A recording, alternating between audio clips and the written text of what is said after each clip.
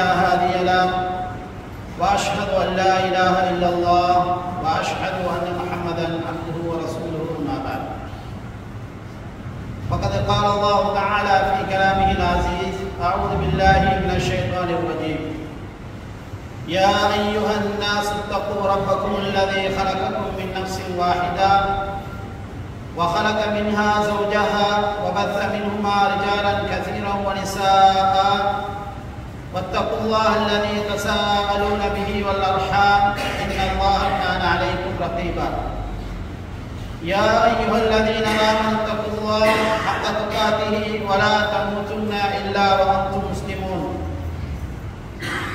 يا ايها الذين امنوا اتقوا الله وقولوا قولا سديدا يصلح لكم اعمالكم ويغفر لكم ذنوبكم ومن يطع الله ورسوله فقد فاز فوزا عظيما ان اصدق الحديث كتاب الله وخير الهدي هدي محمد صلى الله عليه وسلم وشر الامور محدثاتها وكل محدثه بدعه وكل بدعه ضلاله وكل ضلاله في النار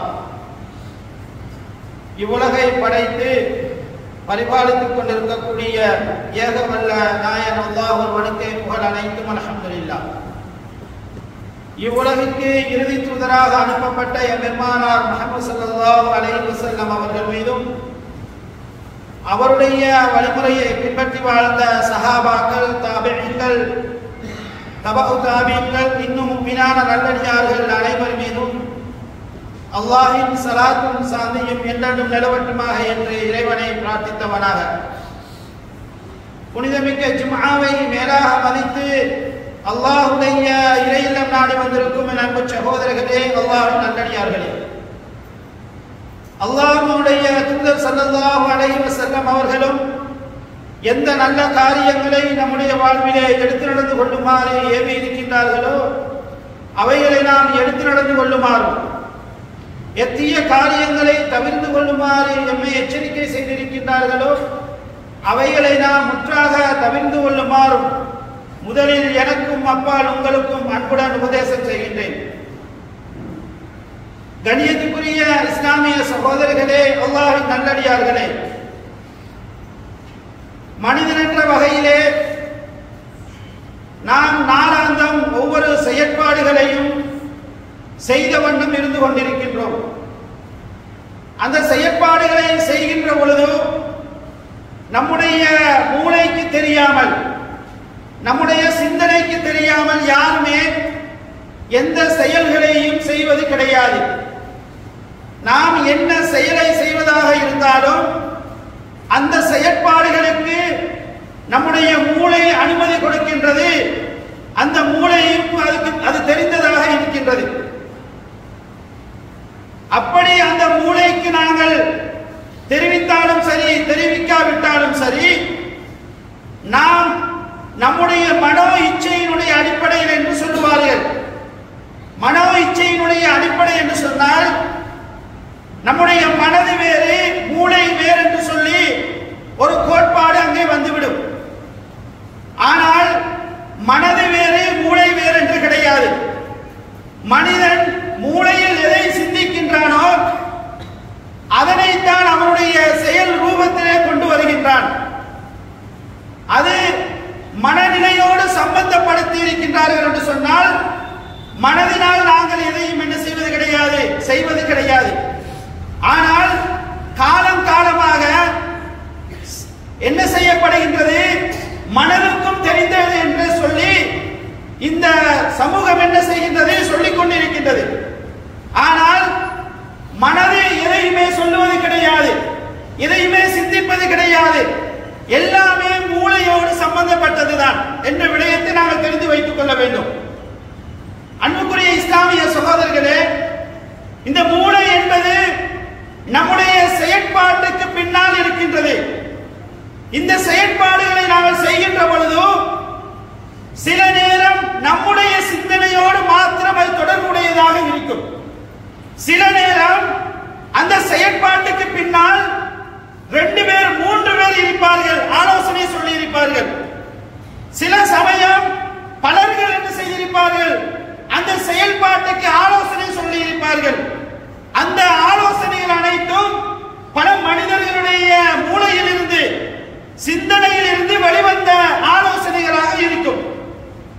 இப்படி ஒரு மனிதன் ஒரு செயலை செய்கின்ற பொழுது அவனுடைய சொந்த சிந்தனையின் மாத்திரம் அந்த செயலை செய்கின்ற பொழுது அவனிடத்திலே சில சறுகல்கள், சில தோல்விகள், சில பிரச்சனைகள் அவனுக்கு வரக்கூடிய சந்தர்ப்பம் இருக்கின்றன.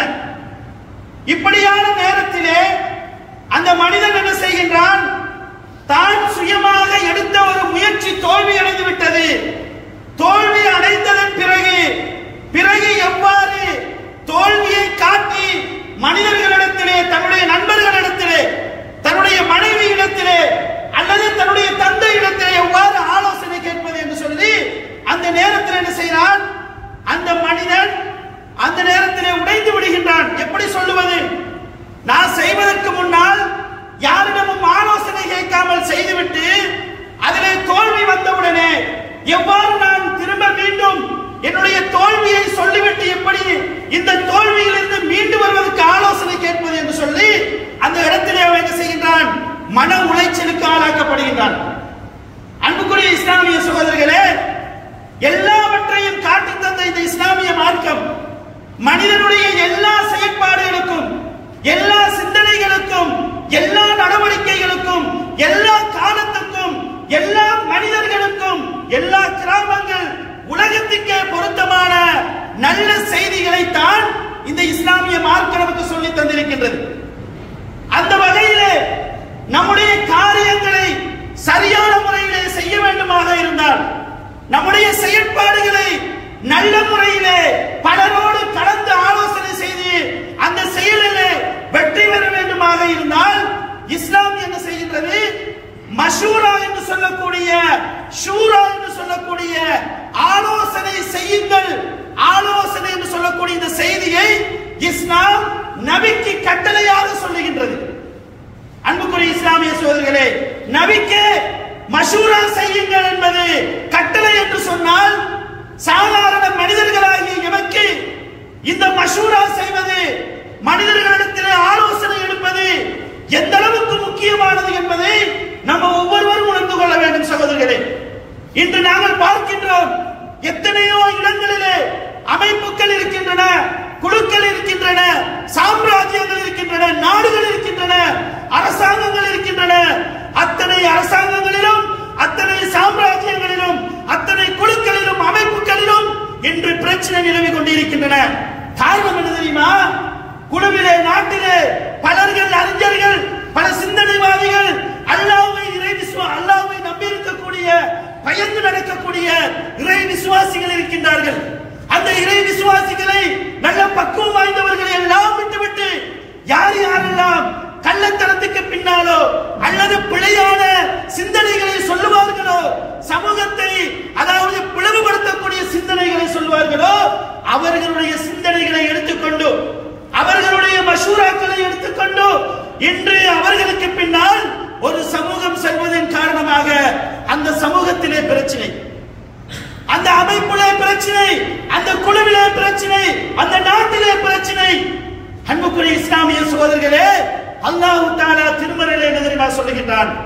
ரசூலுல்லாஹ்வுக்கு கட்டளையாக சொல்லுகின்றான், நபியே ஃபபிமா ரஹ்மத்தின் மினல்லாஹி லின்த லஹும், நீர் மக்களுக்கு மத்தியில் இரக்கமாக இருப்பது இது நீ உன்னுடைய முடிவு அல்ல, இது இறைவன் உனக்கு தந்த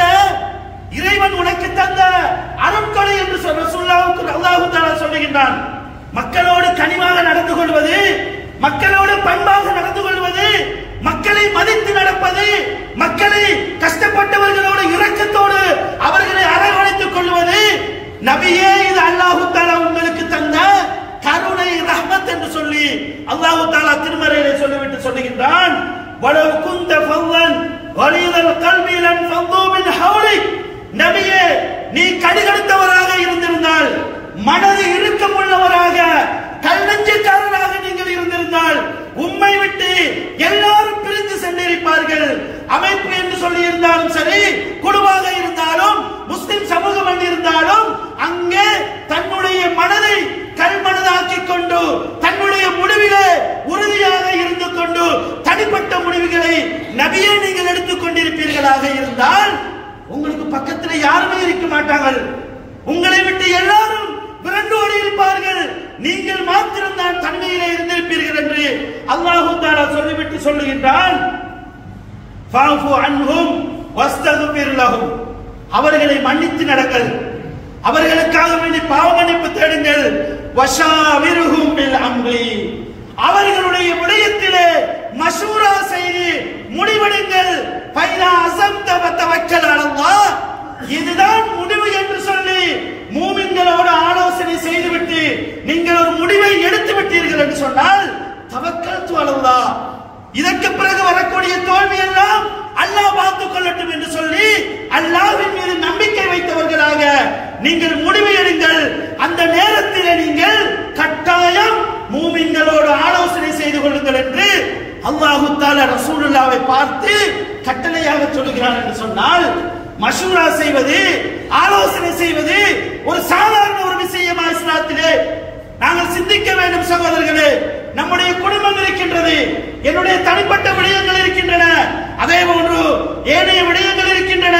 அத்தனை விடயங்களிலும் என்னுடைய சுய விருப்பத்தின் பெயரில், என்னுடைய சுய சிந்தனையின் பெயரில், என்னுடைய சுய விருப்பத்தின் பெயரில் செய்கின்ற பொழுது அந்த நேரத்திலே நடக்கின்ற அந்த தோல்விகளுக்கெல்லாம் யார் பொறுப்பு கூறுவது? இதனால் ஏற்படுகின்ற விளைவுகளுக்கு யார் பொறுப்பு கூறுவது சகோதரர்களே? எனவே ஒரு விஷயத்தில் ஆலோசனை செய்து நாங்கள் செய்கின்ற பொழுது அதிலே அல்லாஹ்வின் மீது தவக்குல் வைக்கின்றோம். அந்த இறைவன் மீது தவக்குல் வைப்பதன் காரணமாக நமக்கு தோல்வி வந்தாலும் கூட அந்த தோல்வியை நம்ம தோல்வியாக எடுக்க மாட்டோம். ஏனென்று சொன்னால் நம்ம அல்லாஹ் தஆலா சொன்ன மாதிரி ஆலோசனை செய்து அல்லாஹ்விடத்திலே பொறுப்பு சாட்டி இருக்கின்றோம்.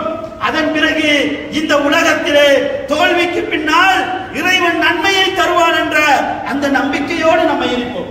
அன்புக்குரிய இஸ்லாமிய சகோதரர்களே, எனவே மஷூரா என்பது இஸ்லாத்தினுடைய ஒரு முக்கியமான அம்சம். ஒரு இஸ்லாமிய சமுதாயத்தினுடைய சாம்ராஜ்யத்தினுடைய முக்கியமான ஒரு அம்சம். இந்த மஷூராவை இழந்த எத்தனையோ குழுக்கள், எத்தனையோ சாம்ராஜ்யங்கள் எல்லாம் சின்னாபின்னமாக்கப்பட்டு அவர்கள் சீரழிந்திருக்கக்கூடிய வரலாறுகளை நாம் பார்க்கலாம் சகோதரர்களே. அது மாத்திரமல்ல, நபிகள் நாயகம் ஸல்லல்லாஹு அலைஹி வஸல்லம் அவர்கள், அதாவது ஒரு மனிதனுடைய தனி ஒருவருடைய விடயத்திலே ரசூலுல்லாஹ்விடத்திலே ஆலோசனை கேட்கிறார்கள் சஹாபாக்கள். ரசூலுல்லாஹ்விடத்திலே தனி ஒரு மனிதனுடைய விடயத்திலே ஆலோசனை கேட்கின்றார்கள். எந்த அளவுக்கு என்று சொன்னால், நபிகள் நாயகம் ஸல்லல்லாஹு அலைஹி வஸல்லம் வாழ்க்கை வரலாறிலே ரசூலுல்லாஹ்வால் மறக்க முடியாத ஒரு நிகழ்வு இருக்குமாக இருந்தால் அதுதான் தன்னுடைய மனைவியை அந்த சமூகம் என்ன செய்தது? அதிலே உள்ள பிழையானவர்கள் தூத்து கட்டினார்கள், பிழையாக சொன்னார்கள். ஆயிஷா ரலியல்லாஹு அன்ஹா அவர்கள் மீது அதாவது பழி சுமத்தினார்கள். அப்படிப்பட்ட சந்தர்ப்பத்திலே நபிகள் நாயகம் ஸல்லல்லாஹு அலைஹி வஸல்லம் அவர்கள் அல்லாஹ்வினுடைய கட்டளை வருவதற்கு முன்னால் இந்த மூமின்களுடைய ஆலோசனையை கேட்டார்கள். ஆயிஷாவை வெறுக்கவில்லை, ஆயிஷா வேணாம் என்று சொல்லவில்லை. மாற்றமாக யாரிடத்திலே போய் இந்த ஆயிஷா ரலியல்லாஹு அன்ஹுடைய விடயம் சம்பந்தமாக ஆலோசனை கேட்கிறார்கள் என்று சொன்னால், அலி ரலியல்லாஹு அன்ஹு அவர்களிடத்திலே போய் ஆயிஷாவை பற்றி ஆலோசனை கேட்கிறார்கள். கேட்கின்ற பொழுது அலி ரலியல்லாஹு அன்ஹு அவர்கள் என்ன செய்கின்றார்கள்? நல்லதாக சொல்லுகின்றார்கள் சகோதரர்கள். அந்த ரசூலுல்லாஹ்வே அந்த நேரத்திலே ஆலோசனை தேவைப்பட்டவர்களாக இருக்கின்றார்கள். அதே போன்று ரசூல் ஸல்லல்லாஹு அலைஹி வஸல்லம் அவர்களிடத்திலே ஃபாத்திமா பின்த் கைஸ் என்று சொல்லக்கூடிய ஒரு பெண்மணி வந்து ரசூலுல்லாஹ்விடத்திலே ஆலோசனை கேட்கின்றார்கள். ரசூல் ஸல்லல்லாஹு அலைஹி வஸல்லம் அவர்கள் ஆலோசனை சொல்லக்கூடியவராக மாத்திரம் இருக்கவில்லை. நம்மிலே சிலர் எப்படி தெரியுமா இருக்காங்க? ஆலோசனை சொல்லக்கூடியவர்களா மாத்திரம் தான் இருப்பார்கள். ஆனால் யாரும் ஆலோசனை சொன்னால் அதனை எடுத்து நடக்க மாட்டார்கள். ஏனென்று சொன்னால் அவர் தன்னுடைய கருத்தில் மாத்திரம் உறுதியாக நின்று அதுதான் சரி என்று நினைத்துக் கொண்டிருக்கக்கூடியவர்கள். அப்படி அல்ல ரசூல் ஸல்லல்லாஹு அலைஹி வஸல்லம் அவர்கள். ரசூல் ஸல்லல்லாஹு அலைஹி வஸல்லம் அவர்கள் மூமின்களிடத்திலே ஆலோசனை கேட்கக்கூடியவராகவும் இருந்திருக்கிறார்கள், ஆலோசனை சொல்லக்கூடியவராகவும் இருந்திருக்கிறார்கள். ஃபாத்திமா பின்த் கைஸ் என்று சொல்லக்கூடிய அந்த சஹாபி பெண்மணி ரசூலுல்லாஹ்விடத்திலே வந்து, யா ரசூலல்லாஹ், நான் முஆவியா என்று சொல்லக்கூடிய ஒரு நபரையும், அதே போன்று அபூ ஜஹல் என்று சொல்லக்கூடிய அந்த நபரில் யாராவது ஒருவரை நான் திருமணம் செய்ய போகின்றேன், உங்களுடைய ஐடியா என்ன, உங்களுடைய ஆலோசனை என்ன?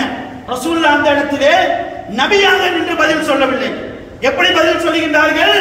அந்த இடத்திலே சொல்லுகின்றார்கள், தான் ஒரு மனிதர் என்ற அடிப்படையிலே ஃபாத்திமா பின்த் கைஸ் ரலியல்லாஹு அன்ஹா அவர்களுக்கு ஆலோசனை சொல்லுகின்றார்கள். எப்படி? அதாவது முஆவியா கடுமையாக அடிக்கக்கூடியவர், தண்டிக்கக்கூடியவர், அவரும் உனக்கு சரி வராது. அதே போன்று அபூ ஜஹலும் பணம் செலவழிப்பதிலே மிகவும் இறுக்கத்தனமுடையவர், அவரிடத்திலே பணம் இருப்பது குறைவாக இருக்கும். எனவே இவங்க ரெண்டு பேரும் உனக்கு சரி வராது, உஸாமா இப்னு ஸைதை போய் நீங்கள் திருமணம் செய்யுங்கள் என்று ரசூலுல்லாஹ் ஆலோசனை சொல்லுகிறார்கள். அப்ப சிந்திக்க வேண்டும் சகோதரர்களே, நம்முடைய சமூகத்திலே சிலர்கள் என்ன செய்கின்றார்கள்? தன்னுடைய இச்சை பிரகாரம் ஒரு திருமணத்திலே ஈடுபடுகின்றார்கள். யாரும் ஆலோசனை கேட்பதில்லை. ஆலோசனை கேட்பதற்கு தகுதியான பொருத்தமான தன்னுடைய தந்தையிடத்திலே ஆலோசனை கேட்பது கிடையாது. தன்னுடைய சகோதரர்களிடத்திலே ஆலோசனை கேட்பது கிடையாது. காதல் என்ற மாய வலைக்குள் சிக்கொண்டு அவர்களுடைய தன்னிச்சை முடிவிலே அவர்கள் என்ன செய்கின்றார்கள்? இன்று வழிகிட்டு திருமணம் செய்கின்றார்கள். அன்புக்குரிய இஸ்லாமிய சகோதரர்களே, இஸ்லாத்திலே என்ன முடிவுகளை நாங்கள் எடுப்பதாக இருந்தாலும், திருமணமாக இருந்தாலும், என்னவாக இருந்தாலும், ஒரு பொருளாதார நடவடிக்கையாக இருந்தாலும், எதுவாக இருந்தாலும், நாங்கள் எமக்கு பக்கத்தில் இருக்கக்கூடிய மூமின்களாகிய எம்முடைய தந்தையிடத்திலோ, தாயிடத்திலோ, சகோதரிகளிடத்திலோ, உற்றார் உறவினர்களோடு ஆலோசனை செய்துதான் அந்த முடிவுகளை எடுக்க வேண்டும் என்பதை இந்த ஹதீஸ்கள் எமக்கு என்ன செய்கின்றன? ஆதாரமாக இருக்கின்றன. அன்புக்குரிய இஸ்லாமிய சகோதரர்களே, அது மாத்திரமல்ல, நபிகள் நாயகம் ஸல்லல்லாஹு அலைஹி வஸல்லம் அவர்கள் இந்த மஷூரா செய்வதனுடைய அடுத்த விடயமாக நபிகள் நாயகம் ஸல்லல்லாஹு அலைஹி வஸல்லம் அவர்கள் குடும்ப ரீதியாக, அதாவது குடும்பத்திலே நாங்கள் இருப்பதாக இருந்தால், குடும்பத்திலே கட்டாயமாக, அதாவது குடும்பம் என்று சொன்னால் அங்கே ஒரு தலைவர் இருப்பார். யாரு தலைவர் என்று நமக்கு முக்கியம் இல்லை.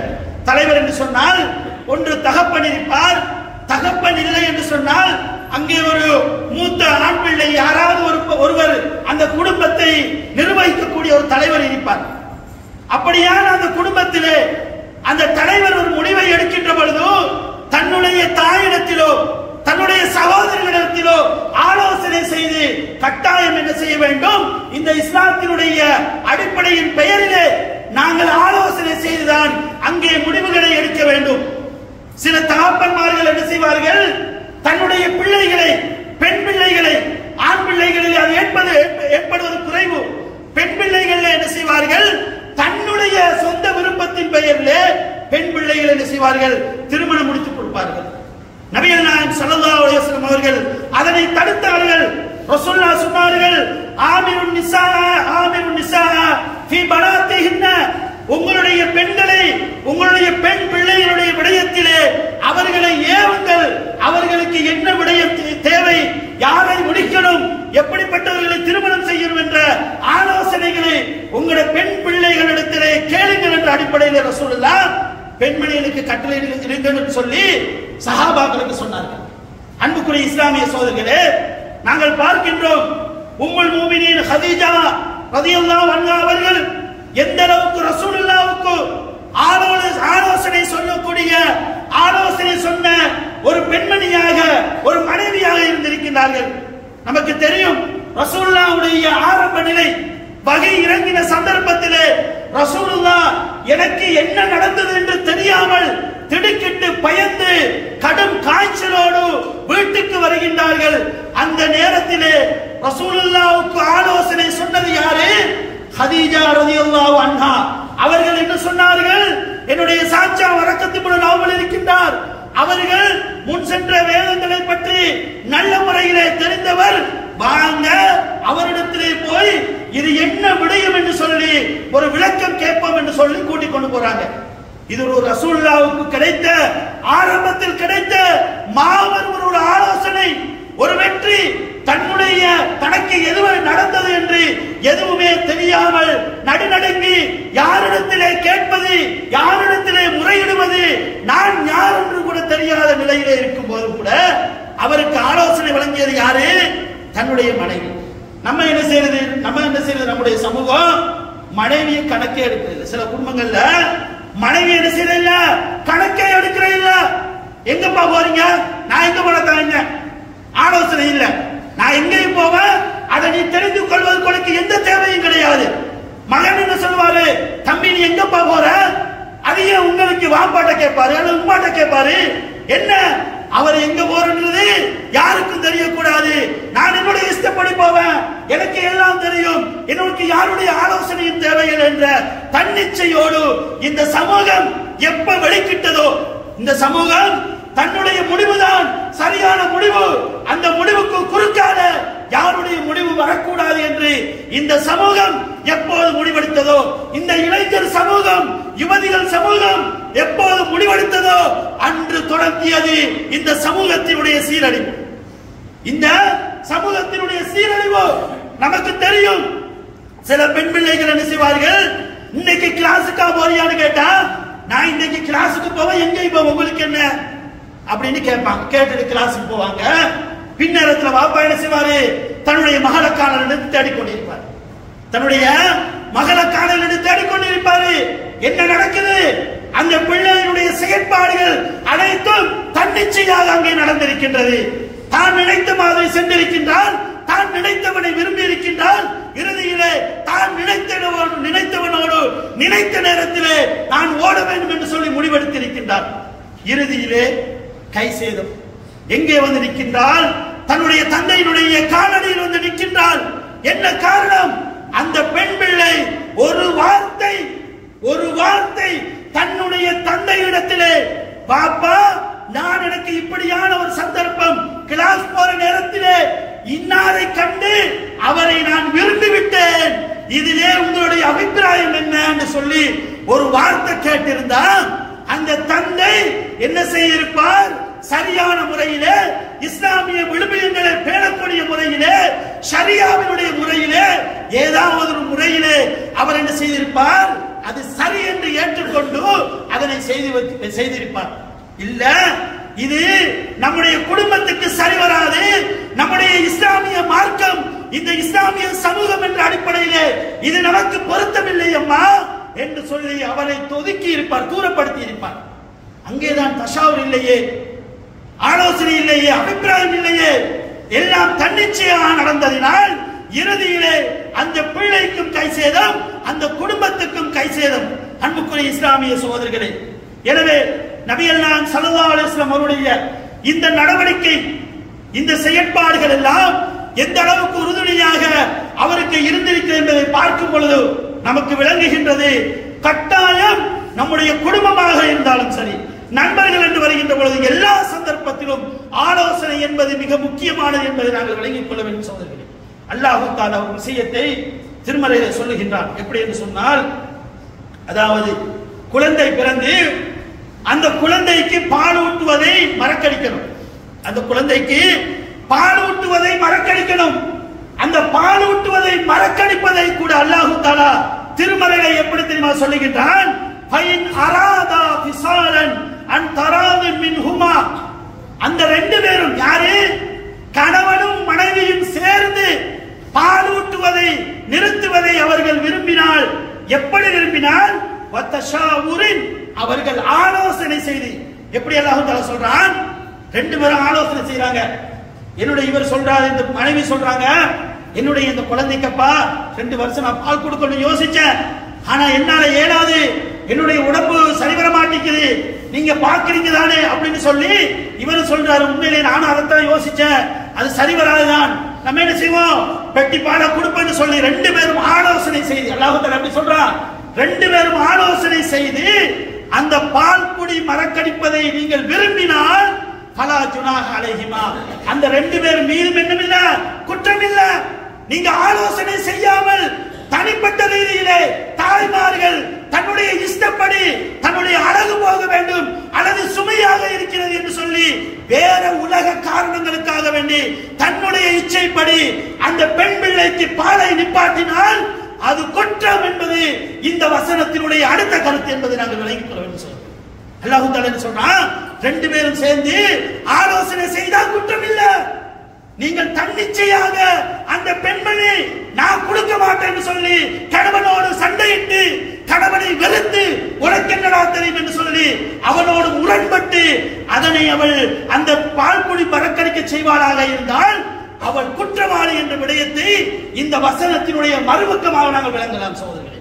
எனவே இந்த இஸ்லாம் எந்த அளவுக்கு வலியுறுத்தி சொல்லி இருக்கிறது என்பதை நாங்கள் விளங்க வேண்டும் சகோதரர்களே மஷூராவினுடைய விடயத்திலே. எனவே அல்லாஹ் தஆலா நம் அனைவருடைய விடயங்களையும் மஷூராவினுடைய அடிப்படையிலே ஆலோசனையுடைய அடிப்படையிலே நாங்கள் நம்முடைய வாழ்க்கையை கொண்டு போக வேண்டும். அவ்வாறு கொண்டு போவதனால் நிச்சயமாக நமக்கு வெற்றி கிடைக்கும். அப்படி செய்வோமாக இருந்தால் தான் நாம் அல்லாஹ்வின் மீது தவக்குல் வைத்து அதிலே காலை வைக்கலாம். இல்லை என்று சொன்னால் தன்னிச்சையோடு நாங்கள் காலை வைத்து முன்னெடுப்போமாக இருந்தால் அல்லாஹ்வின் மீது எனக்கு தவக்குல் வைப்பதற்கு முடியாது சகோதரர்களே. எனவே அல்லாஹ் தஆலா ரசூலுல்லாஹ்வுக்கு என்ன கட்டளை போடுகின்றான்? ஆலோசனை எடுங்கள், தவக்குல் வைங்கள். ஆலோசனை இல்லாம எப்படி தவக்குல் வைக்கிறது? எனவே வல்ல ரஹ்மான் நம் அனைவரையும் நேரான வழியிலே நடத்துவானாக.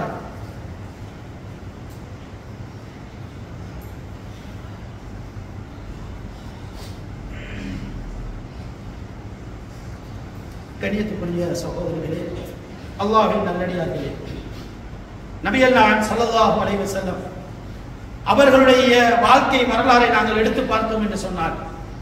பல சந்தர்ப்பங்களிலே சஹாபாக்களோடு ஆலோசனை செய்து சஹாபாக்களுடைய ஆலோசனையின் பிறகுதான் அதிலே அவர்கள் என்ன செய்வார்கள், இறங்குவார்கள் என்ற மாதிரி பல விடயங்களை நாங்கள் பார்க்கலாம். கஸ்வத் பத்ர், அதாவது பத்ர் யுத்தத்தை எடுத்துக்கொண்டார். பத்ர் யுத்தத்தின் போது ரசூல் ஸல்லல்லாஹு அலைஹி வஸல்லம் அவர்கள் சஹாபாக்களை அணிவகுத்து நிற்க சொல்லிவிட்டார்கள். நிற்க சொல்லிவிட்டு அந்த இடத்திலே எல்லா சஹாபாக்களிடத்திலும் ஆலோசனை கேட்கின்றார்கள். நாம் யுத்தம் செய்வதா? நம்முடைய படையினுடைய எண்ணிக்கை குறைவாக இருக்கின்றது, என்ன செய்யலாம் என்று சொல்லி ஆலோசனை கேட்கின்றார்கள். ஒட்டுமொத்த சஹாபாக்களினுடைய ஏகோபித்த ஆலோசனையின்படி மஷூராவின் படிதான் அண்ணல் நபிகள் நாயகம் ஸல்லல்லாஹு அலைஹி வஸல்லம் அவர்கள் அந்த பத்ர் யுத்தம் செய்ய வேண்டும் என்ற முடிவை எடுக்கிறாங்க. எவ்வளவு பெரிய யுத்தம் அன்புக்குரிய இஸ்லாமிய சகோதரர்களே. அதனால தான் அல்லாஹ் தஆலா என்ன செய்றான்? மலாயிக்காமார்களை அனுப்பி அந்த யுத்தத்தில் வெற்றி கொள்ள செய்ய வைக்கிறான். அது மாத்திரமல்ல, ஹப்பாப் இப்னுல் முன்திர் என்று சொல்லக்கூடிய ஒரு நபித்தோழர் ரசூலுல்லாஹ் ஒரு இடத்திலே முகாமிட்டு நிற்கிறாங்க. ரசூலுல்லாஹ் இடத்திலே போய் கேட்கின்றார், யா ரசூலுல்லாஹ், இந்த இடத்துல நீங்க முகாமிட்டு நிக்கிறீங்களே பத்ர் யுத்தத்தில், இது நீங்க உங்களுடைய கருத்து தானா அல்லது அல்லாஹ்வினுடைய கட்டளையா சொல்லி கேட்கிறாங்க. ரசூலுல்லாஹ் சொல்றாங்க, இது என்னுடைய கருத்தப்பா, இது நான் தான் இதில் நிக்கிறேன்னு சொன்ன அப்படின்னு சொன்ன உடனே ஹப்பாப் இப்னுல் முன்திர் என்று சொல்லக்கூடிய அந்த சஹாபி சொல்றாங்க, யா ரசூலுல்லாஹ், இந்த இடத்தை விட காவிர்கள் இருக்கக்கூடிய கீழ் பகுதிக்கு நம்ம போவோம். காவிர்கள் இருக்கக்கூடிய கீழ் பகுதிக்கு நம்ம போய் முகாமிட்டுக் கொள்வோம். அங்கிருந்து கொண்டு அந்த ஏரியாவில் இருக்கிற அனைத்து கிணறுகளிலும் இருந்து எல்லா தண்ணீர்களை நம்ம எடுத்து அங்க இருக்கக்கூடிய கிணறுகளை எல்லாம் நாசப்படுத்தி விடுவோம். அப்படி நான் செய்வோமாக இருந்தால் யுத்தம் நடந்து கொண்டிருக்கக்கூடிய சந்தர்ப்பத்திலே காவிர்களுக்கு முஷ்ரிக்கீன்களுக்கு தண்ணீர் பற்றாக்குறை ஏற்பட்டு அவர்கள் தோல்வி அடைவார்கள் என்ற அடிப்படையிலே ஆலோசனை சொல்லுகின்றார்கள். ரசூலுல்லாஹ் என்ன செய்றாங்க? ஆலோசனை சொல்லக்கூடியவராக இருப்பது போன்று இந்த ஹப்பாப் இப்னுல் முன்திருடைய ஆலோசனையை ஏற்று அங்கிருந்து முஷ்ரிக்கீன்களுடைய இருக்கக்கூடிய அந்த கீழ் பகுதிக்கு சென்று முகாம் அடிக்கிறாங்க. அது மாத்திரமல்ல, ஹுதைபியா உடன்படிக்கையின் போது, ஃபத்ஹு மக்கா வெற்றியின் போது ஹிஜ்ரி 8 ரசூல் ஸல்லல்லாஹு அலைஹி வஸல்லம் அவர்கள் உம்ராவினுடைய நோக்கத்திலே இஹ்ராம் கட்டிக்கொண்டு போகின்றார்கள் மக்காவை நோக்கி. அந்த நேரத்திலே உம்ரா செய்யக்கூடிய ஒரு முடியாமையாக ஏற்பட்டு விட்டது. ரசூல் ஸல்லல்லாஹு அலைஹி வஸல்லம் அவர்கள் இப்ப இஹ்ராமை கலட்ட வேண்டும். ஆனால் அந்த இடத்திலே என்ன செய்கின்றார்கள்? உம்மு சலமா ரலியல்லாஹு அன்ஹா அவர்களிடத்திலே ஆலோசனை கேட்கின்றார்கள். யார்கிட்ட கேட்கிறாங்க ஆலோசனை? உம்மு சலமாட்ட ஒரு பெண்மணிட்ட கேட்கிறாங்க, என்ன செய்யலாம் என்று சொல்லி. உம்மு சலமா சொல்றாங்க, யா ரசூலல்லாஹ், மூமின்களுக்கு மத்தியிலே நான் சென்று என்னுடைய இஹ்ராமை, அதாவது என்னுடைய இஹ்ராமை நான் முறித்துக் கொள்கின்றேன். அதாவது என்ன செய்றாங்க, அங்கிருந்து தன்னுடைய முடிகளை வெட்டுறாங்க. முடியை வெட்டினா என்ன செய்யும், ஒட்டோல என்ன செய்யும், இஹ்ராம் கரெக்ட் நம்ம சொல்லுவோம். அந்த இஹ்ராம் கரெக்டா இல்ல, இஹ்ராம் என்று சொல்லக்கூடிய அந்த நியத் என்ன செய்யும், முறிந்து விடும். அதே மாதிரி என்ன செய்றாங்க, அனைத்து சஹாபாக்களும் தங்களுடைய இஹ்ராமை முடித்துக் கொண்டு நாங்கள் உம்ராவினுடைய அடிப்படையிலே மக்காவுக்கு போகவில்லை என்ற முடிவை எடுக்கிறாங்க. யாருடைய ஆலோசனை பிரகாரம், உம்மு சலமாவினுடைய ஆலோசனை பிரகாரம் இது நடக்குது. அது மாத்திரமல்ல, கஸ்வத் உஹத் யுத்தத்திலே நபிகள் நாயகம் ஸல்லல்லாஹு அலைஹி வஸல்லம் அவர்கள் ஆரம்பத்தில் என்ன முடிவு தெரியுமா எடுத்தாங்க, ரசூலுல்லாஹ்வுக்கு யுத்தம் செய்யறதுக்கு விருப்பம் இல்லை. ரசூலுல்லாஹ்வுக்கு உஹத் யுத்தம் செய்வதற்கு விருப்பம் இல்லை. ரசூலுல்லாஹ்வுடைய ஆலோசனை என்ன தெரியுமா, ரசூலுல்லாஹ்வுடைய ஐடியா என்ன தெரியுமா, காபிர்கள் எல்லாம் 10,000 பேர் கொண்ட பெரிய ஒரு படை வருது, நம்ம போய் என்ன செய்யலாது, நேருக்கு நேர் நின்று அவர்களோடு முட்டி மோதுவதற்கு முடியாமல் இருக்கின்றது. நம்ம எல்லாரும் என்ன செய்வோம், மதீனாவிலே பாதுகாப்பாக இருந்து கொள்வோம் என்று சொல்லித்தான் ரசூலுல்லாஹ்வுடைய ஐடியா. சஹாபாக்களிலே இருந்த துடிப்பான அல்லாஹ்வை நம்பிக்கை கொண்ட இறை விசுவாசிகளான அந்த இளைஞர்கள் முடிவெடுக்கின்றார்கள், யா ரசூலுல்லாஹ், எப்படியாக இருந்தாலும் இந்த காவிர்களுக்கு நாங்கள் பதிலடி கொடுக்க கூடாது, நம்ம யுத்தத்துக்கே போவோம் என்று சொல்லி எல்லாரும் முடிவெடுக்கிறாங்க, ஆலோசனை சொல்றாங்க. ரசூலுல்லாஹ் என்ன செய்றாங்க, தன்னுடைய முடிவை மாற்றிவிட்டு ஆயிஷா ரலியல்லாஹு அவருடைய வீட்டுக்கு சென்று அங்கே தன்னுடைய போர்க்கவசத்தை அணிந்தவர்களாக வெளியே வருகின்றார்கள். வாருங்கள் யுத்தத்துக்கே செல்வோம் என்று சொல்லி. அன்புக்குரிய இஸ்லாமிய சகோதரர்களே, அல்லாஹ்வுடைய தூதருடைய செயற்பாடுகள் எல்லாம் தன்னுடைய தோழர்கள் மூமின்களுடைய ஆலோசனையின் பிறகுதான் அங்கு நடக்குது. அங்கே வெற்றி வாகை சூடி வருகின்றார்கள். ஆனால் ஆரம்பத்திலே வெற்றி வாகை சூடி வந்ததன் பிறகு இறுதியிலே அங்கே ஏற்பட்ட ஒரு சின்ன பிழையின் காரணமாக அந்த உஹது யுத்தம் என்ன நடக்கின்றது, தோல்வியின் பால் நோக்கி செல்கின்றது. அன்புக்குரிய இஸ்லாமிய சகோதரர்களே, எனவே நாங்கள் விளங்கிக் கொள்ள வேண்டும் சகோதரர்களே, இந்த மஷூரா செய்வது எந்த அளவுக்கு முக்கியமானது என்று சொல்லி நபிகள் நாயகம் ஸல்லல்லாஹு அலைஹி வஸல்லம் அவர்கள் இந்த ஹுதைபியா உடன்படிக்கையோடு ஹிஜ்ரி 8 ஃபத்ஹுல் மக்கா நடக்கின்றது. மக்காவை வெற்றி கொண்டு விட்டார்கள். அங்கே மக்காவுள் போய் என்ன செய்கின்றார்கள், அனைத்து முஸ்லிக்கீங்களையும் கைதிகளாக பிடிக்கின்றார்கள். அந்த நேரத்திலே அவருடைய சாச்சா, ரசூலுல்லாஹ்வுடைய சாச்சா அப்பாஸ் ரலியல்லாஹு அன்ஹு அவர்கள் என்ன தெரியுமா சொல்லுகின்றார், ரசூலுல்லாஹ்விடத்தில் ஒரு ஆலோசனை சொல்றாங்க. என்ன ஆலோசனை, யா ரசூலுல்லாஹ், அபூ சுஃபியான், இந்த நேரத்தில் அபூ சுஃபியான் என்ன செய்யல, அவர்கள் இஸ்லாத்தை ஏற்றுக்கொள்ளவில்லை. அவர் கொஞ்சம் அதாவது கௌரவத்தோடு இருந்தவர் அபூ சுஃபியான். அவருடைய விடயத்தில் ஏதாவது பார்த்து செய்யுங்க, அவரை கைதியாக பிடிக்காம விடுங்கள என்ற மாதிரி ரசூலுல்லாஹ் என்ன செய்றாங்க, ரசூலுல்லாஹ்வுடைய சாச்சா அப்பாஸ் வந்து ஒரு ஆலோசனை சொல்றாங்க. ரசூலுல்லாஹ் என்ன செய்றாங்க, அந்த ஆலோசனை உடனே ஏற்றுக்கொள்றாங்க. என்ன தெரியுமா சொல்றாங்க, யார் அபூ சுஃபியானுடைய வீட்டுக்குள் நுழைகின்றாரோ அவர் பாதுகாப்பானவர், அவரை கைது செய்யாதீங்க, அவரை பிடிக்காதீங்க, அவர்களுக்கு எதுவுமே செய்யக்கூடாது. உடனே ரசூலுல்லாஹ் என்ன செய்றாங்க, அந்த ஆலோசனை ஏற்றுக்கொள்கிறார்கள். திரும்பவும் சொல்கின்றார்கள், யார் கௌபத்துல்லாஹ்வுக்குள் நுழைந்து பாதுகாப்பாக இருக்க வேண்டும் என்று நுழைகின்றார்களோ அவர்களையும் கைது செய்யாதீங்க, பிடிக்காதீங்க, எதுவுமே செய்யாதீங்க என்று சொல்லி ரசூலுல்லாஹ் என்ன செய்றாங்க, அப்பாஸ் ரலியல்லாஹு அவர்களுடைய ஆலோசனையை ஏற்றுக்கொள்கிறார்கள். அன்புக்குரிய இஸ்லாமிய சகோதரர்களே, எனவே நாங்கள் சிந்திக்க வேண்டும், இந்த மஷூரா செய்வது ரசூலுல்லாஹ்வுடைய வாழ்க்கையிலே எந்த அளவுக்கு முக்கியமான ஒன்றாக இருந்திருக்கிறது என்பதை நாங்கள் விளங்கிக் கொள்ள வேண்டும். அது மாத்திரமல்ல, நாங்கள் இறுதியிலே ஒரு விஷயத்தை விளங்கிக் கொள்ள வேண்டும், இந்த மஷூரா இன்மையினால் ஏற்படக்கூடிய விளைவுகள் என்ன என்பதையும் நாங்கள் உணர்ந்து கொள்ள வேண்டும் சகோதரர்களே. நமக்கு தெரியும், ஒரு இடத்திலே, அதாவது என்னுடைய குத்பாவினுடைய ஆரம்பத்திலே நான் சொல்லி இருக்கின்றேன், மஷூரா இல்லாமல் எத்தனை பிரச்சனைகள் வந்திருக்கின்றன என்ற சில விடயங்களை தொட்டு காட்டி இருக்கின்றேன். அதே போன்று மஷூரா இல்லாமல் நம்முடைய செயற்பாடுகளும் அங்கே இருக்கக்கூடாது.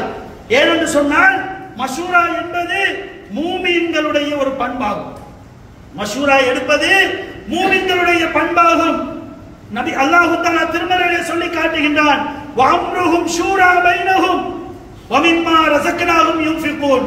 மூமின்களுடைய பண்புகளை பற்றி சூரத்து ஷூரா என்று சொல்லக்கூடிய அந்த சூராவினுடைய பெயரே மஷூரா, அதாவது ஆலோசனை. குர்ஆனில் ஆலோசனை என்று சொல்லி, அதாவது நபி யூசுப், நபி யூனுஸ், இப்படி ஒவ்வொரு நபிமாருடைய பேர்ல சூறாக்கள் இருக்கு, அத்தியாயம். இப்ராஹிம் என்று சொல்லி ஒரு அத்தியாயம் இருக்கு. அதே போன்று அஷூரா என்று சொல்லி ஒரு அத்தியாயம் இருக்கு. அஷூரா என்று சொன்னால் ஆலோசனை. ஆலோசனை கேட்டல் என்று சொல்லக்கூடிய அதை பற்றி பேசக்கூடிய மாதிரி ஒரு அத்தியாயத்தினுடைய பெயராகவும் இருக்கிறது என்று சொன்னால், அதே அத்தியாயத்திலே அல்லாஹ் தஆலா மூமின்களுடைய பண்புகளை பற்றி சொல்லுகின்றான். அவர்கள் தொழுவார்கள், அவர்கள் நோன்பு பிடிப்பார்கள் என்று சொல்லிவிட்டு அதிலே சொல்லுகின்றான், வஅம்ருஹும் ஷூரா பைனஹும், அவர்களுக்கு மத்தியிலே எந்த முடிவை எடுத்தாலும் அவர்கள் ஆலோசனையின் பிரகாரம் தான் எடுப்பார்கள். மூமின்களுடைய பண்பு. நாம அதை செய்ய இல்லைன்னு சொன்னா, மூமின்களிடத்தில் இருக்கக்கூடிய ஒரு பண்பு என்னிடத்தில் இருந்து சென்று விட்டது என்று சொல்லி நம்ம ஒவ்வொருவரும் நினைத்துக் கொள்ள வேண்டும் சகோதரர்களே. எனவே மேற்கத்திய சமூகங்களை பாருங்கள். அவர்கள், அதாவது அவர்களுக்கும் இஸ்லாமிய சமூகத்துக்குள்ள வித்தியாசம் என்ன தெரியுமா? இஸ்லாமிய சமூகம், முஸ்லிம்கள், மூமின்கள் அல்லாஹ்வினுடைய கட்டளையினுடைய விடயத்திலே இதுதான் தண்டனை, இதுதான் என்ன குற்றம் என்று சொன்னால் இதுதான் அதனுடைய தண்டனை என்று நிரூபித்த விடயங்களிலே முஸ்லிம்கள் என்ன செய்ய மாட்டாங்க, அதுல ஆலோசனை எடுக்க மாட்டாங்க. இப்ப உதாரணத்துக்கு, ஒருவன் கொலைக்கு கொலை அல்லது ஜினா செய்தால் இந்த தண்டனை என்பது இஸ்லாத்திலே நிச்சயிக்கப்பட்ட ஒரு விடயம்.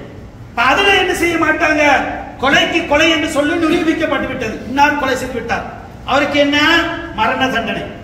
அப்ப மரண தண்டனை என்று சொல்லி விதியாக்கப்பட்ட இஸ்லாம் சொன்ன அந்த விடயத்தில் என்ன செய்ய மாட்டாங்க, முஸ்லிம்கள் ஆலோசனை கேட்க மாட்டாங்க. ஏனென்று சொன்னால் அதனுடைய தீர்ப்பு அதுதான், அல்லாஹ்வுடைய சட்டம். ஆனா இன்றைய உலகம் என்ன செய்யுது, மேற்கத்தியவாதிகள் என்ன செய்றாங்க, கொலைக்கு கொலை என்று சொல்லி இஸ்லாம் சொல்லி இருக்கின்ற தண்டனையினுடைய விடயத்திலே அவர்கள் என்ன செய்வார்கள், அவர்கள் ஆலோசனை செய்து அவங்க விரும்பினாத்தான் என்ன செய்வாங்க, கொலைக்கு கொலை என்ற தண்டனையை கொடுப்பாங்க. இல்லாட்டி அவர் என்ன செய்வாங்க, மன்னிப்பின் பேரில் அவரை விடுதலை செய்து விடுவார்கள். ஆனால் இஸ்லாத்துக்கும் மேற்கத்திய சமூகங்களுக்கு இடையே வித்தியாசம் என்னவென்று சொன்னால் இதுதான் என்பதை நாங்கள் விளங்கிக் கொள்ள வேண்டும் சகோதரர்களே. முஸ்லிம்களாகிய நாங்கள் என்ன செய்கின்றோம், எல்லா விடயத்திலும், அதாவது நஸ்ஸாக தெளிவாக குர்ஆனிலே இன்ன குற்றத்துக்கு இன்ன தண்டனை தான் என்ற விடயங்களை விட்டுவிட்டு, இன்ன குற்றத்துக்கு இன்ன தண்டனை தான், இதுதான் கடமை என்று சொல்லி உள்ள கடமைகளை விட்டுவிட்டு மிக்க அனைத்து விடயங்களிலும் நாங்கள் என்ன செய்ய வேண்டும், ஆலோசனை செய்ய வேண்டும். அதுதான் மூமின்களுடைய பண்பு. இப்ப நம்ம என்ன செய்யறாது, சுபஹ் நேரத்துக்கு பள்ளிக்கு வரது கொஞ்சம் கஷ்டம், விடிய காலையில குளிர்காலத்துல வர கஷ்டம், சுபஹ் தொழுகையை 7 மணிக்கு வச்சுக்கொள்வோம், மஷூரா செய்யறாங்க. என்ன செய்யறாங்க, நிர்வாகம்லாம் சேர்ந்து மஷூரா செய்யறாங்க, குளிர்காலத்துல சுபஹ் தொழுகையை 7 மணிக்கு வச்சுக்கொள்வோம் அப்படின்னு சொல்லி ஒரு மஷூரா செய்யணுமா, செய்ய இயலாது. மஷூரா என்பது இஸ்லாம் விதிக்கப்பட்ட, இஸ்லாம் கடமையாக்கிய விடயத்திலே மஷூரா செய்ய இடம் இல்லைங்க, அதுதான் சட்டம், அங்க எதுவுமே கிடையாது. ஆனால் மனிதனுடைய விடயத்திலே ரசூல் ஸல்லல்லாஹு அலைஹி வஸல்லம் அவர்கள், அதாவது பொதுவாக விட்ட விடயங்களிலே நம்ம என்ன செய்யணும், ஆலோசனை செய்துதான் நம்முடைய விடயங்களை நாங்கள் நடவடிக்கைகளில் ஈடுபட வேண்டும். எனவே அன்புக்குரிய இஸ்லாமிய சகோதரர்களே, எனவே நம்முடைய எல்லா விடயங்களிலும் அல்லாஹ் தஆலா நமக்கு சொன்ன கட்டளையின் பிரகாரம் மஷூரா செய்து நம்முடைய செயற்பாடுகளை ஆக்கிக் கொள்வதற்கு வல்ல ரஹ்மான் எனக்கு உங்களுக்கு மறுபுரிவானாக. வாஹிரு தஅவானா அல்ஹம்துலில்லாஹி ரப்பில் ஆலமீன்.